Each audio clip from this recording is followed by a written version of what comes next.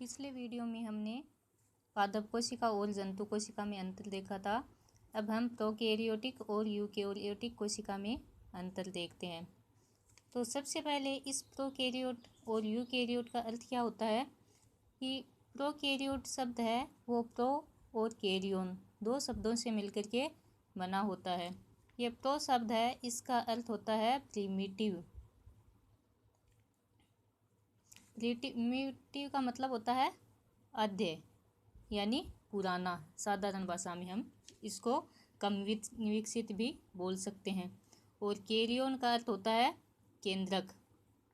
तो प्रोकैरियोटिक कोशिकाएं वे कोशिकाएं होती हैं जिनमें केंद्रक कम विकसित प्रकार का होता है, यानी इसमें केंद्रक में जो केंद्रक झिल्ली होती है वो नहीं पाई जाती।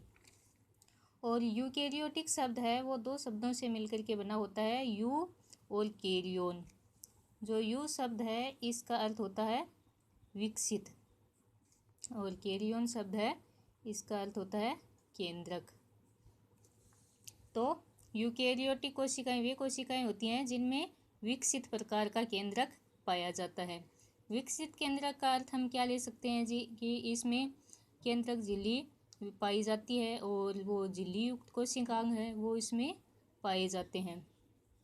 अब हम इन दोनों में अंतर देखें तो पहला अंतर है इसमें कोशिका के आकार का। जो प्रोकैरियोटिक कोशिकाएं हैं उनका आकार 0.5 से लेकर के 5 माइक्रोमीटर व्यास तक का होता है। और यूकैरियोटिक कोशिकाएं हैं उनका आकार होता है 5 से लेकर के 20 माइक्रोमीटर व्यास तक का। ये तो हो गया इनके आकार का अंतर। इसमें दूसरा अंतर हम देखें तो दूसरा अंतर इसकी कोशिका भित्ति का होता है। जो प्रोकैरियोटिक कोशिकाएं हैं उनमें कोशिका भित्ति म्यूकोपेप्टाइड्स, पेप्टिडोग्लाइकेन, एमिनो एसिड आदि से निर्मित होती हैं। और जो माइकोप्लाज्मा है इसमें कोशिका भित्ति नहीं पाई जाती। इसी कारण से माइकोप्लाज्मा है इसको कोशिका जगत का जोकर कहते हैं। ये क्वेश्चन बहुत बार पूछा गया है कि कोशिका जगत का जोकर किसे कहा जाता है, माइकोप्लाज्मा को, क्योंकि इसमें कोशिका भित्ति नहीं पाई जाती। इस कारण यह अपने आप को किसी भी आकार में डाल सकता है। यूकैरियोटिक कोशिका में हम देखें तो पादप कोशिका है इसमें तो कोशिका भित्ति है वो सेल्यूलोज से बनी होती है, जबकि जंतुओं में कोशिका भित्ति काइटिन से बनी होती है। और कवकों में कोशिका भित्ति काइटिन से बनी होती है, जबकि जंतु कोशिका है उसमें कोशिका भित्ति नहीं पाई जाती। अगला अंतर हम केंद्रक झिल्ली देखें तो हमने देखा है कि प्रोकैरियोटिक कोशिका है उसमें केंद्रक में केंद्रक झिल्ली अनुपस्थित होती है। इसी कारण से इसको प्रोकैरियोटिक कोशिका कहते हैं, जबकि यूकैरियोटिक कोशिका में केंद्रक झिल्ली पाई जाती है। अगला अंतर देखें तो केंद्रिका का। तो केंद्रिका भी जो प्रोकैरियोटिक कोशिका है उसमें तो अनुपस्थित होती है और यूकैरियोटिक कोशिका में पाई जाती है। हम साधारण भाषा में देखें तो जो प्रोकैरियोटिक कोशिका है इसमें तो जितनी भी झिल्ली युक्त कोशिकांग हैं जैसे केंद्रिका है, माइटोकॉन्ड्रिया है, हरित लवक है, ये सारे अनुपस्थित होते हैं, जबकि जो यूकैरियोटिक कोशिका है इसमें ये सारे झिल्ली युक्त कोशिकांग हैं ये पाए जाते हैं। अगला अंतर देखें आनुवांशिक पदार्थ का। तो जो प्रोकैरियोटिक कोशिका है इसमें केंद्रक झिल्ली नहीं पाई जाती है और इसमें इस कारण से जो आनुवांशिक पदार्थ है वो कोशिका द्रव्य में बिखरा हुआ पाया जाता है, जबकि यूकैरियोटिक कोशिका में केंद्रक झिल्ली होती है। इस कारण से जो आनुवांशिक पदार्थ है वो इस केंद्रक झिल्ली के द्वारा घिरा हुआ रहता है। अगला है हिस्टोन प्रोटीन। हमें पता होता है कि जो गुणसूत्र हैं वो किससे बने होते हैं, डीएनए प्लस प्रोटीन से।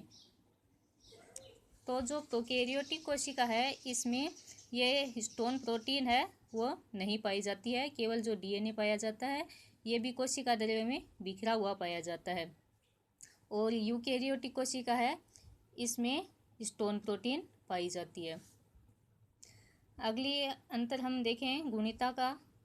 तो जो प्रोकैरियोटिक कोशिकाएं हैं वे सदैव अगुणित होती हैं, जबकि यूकैरियोटिक कोशिकाएं अगुणित भी हो सकती हैं और द्विगुणित भी हो सकती हैं। अगला हम देखिए माइटोकॉन्ड्रिया। तो जो प्रोकैरियोटिक कोशिका है उसमें माइटोकॉन्ड्रिया तो नहीं पाई जाती है, लेकिन माइटोकॉन्ड्रिया के स्थान पर एक संरचना पाई जाती है जिसको बोलते हैं मीजोसोम। इन दोनों का कार्य लगभग सेम ही होता है। माइटोकॉन्ड्रिया का भी काम श्वसन होता है और मीजोसोम का भी श्वसन होता है। ये दोनों ही संरचनाएं श्वसन में सहायक होती हैं। तो माइटोकॉन्ड्रिया के स्थान पर इनमें मीजोसोम नामक संरचना पाई जाती है जो इनमें श्वसन में सहायक होती है। ये मीजोसोम होती क्या है? वास्तव में जो प्लाज्मा मेम्ब्रेन है वो अंदर की तरफ से ऐसे धंस जाती है। ये संरचना है, इसी को बोलते हैं मीजोसोम। और जो यूकैरियोटिक कोशिका है इनमें माइटोकॉन्ड्रिया पाए जाते हैं जो श्वसन में सहायक होते हैं। अगला अंतर हम राइबोसोम का देखें तो जो प्रोकैरियोटिक कोशिका है इसमें राइबोसोम है वो 70S प्रकार के पाए जाते हैं और यूकैरियोटिक कोशिका में ये 80S प्रकार के पाए जाते हैं। और जो लवक हैं, लवक प्रोकैरियोटिक कोशिकाओं में अनुपस्थित होते हैं और यूकैरियोटिक कोशिकाओं में हमने देखा कि जो पादप कोशिकाएं हैं उनमें तो उपस्थित होते हैं, लेकिन जो जंतु कोशिका में है इनमें लवक अनुपस्थित होते हैं। हमने पिछले वीडियो में देखा था पादप और जंतु कोशिका में अंतर। तो जो लवक पाए जाते हैं वो केवल पादप कोशिका में ही पाए जाते थे। हरित लवक हैं, वो क्रोमोप्लास्ट है, ल्यूकोप्लास्ट है, ये सारे केवल पादप कोशिकाओं में ही पाए जाते हैं। जंतु कोशिका में किसी प्रकार के लवक नहीं पाए जाते। अगला अंतर हम देखें गोल्जी काय का। तो गोल्जी काय है वो प्रोकैरियोटिक कोशिकाओं में अनुपस्थित होती है और यूकैरियोटिक कोशिकाओं में पाई जाती है। इसी प्रकार से लाइसोसोम, सूक्ष्म नलिकाएं, ये सारी प्रोकैरियोटिक कोशिकाओं में अनुपस्थित होती हैं और यूकैरियोटिक कोशिकाओं में पाई जाती है। तारक काय है वो प्रोकैरियोटिक कोशिकाओं में तो अनुपस्थित होता है और यूकैरियोटिक कोशिकाओं में केवल जंतु कोशिकाओं में पाया जाता है। ये पादप कोशिकाओं में अनुपस्थित होता है। फ्लैजिला होती हैं कशाभिकाएं।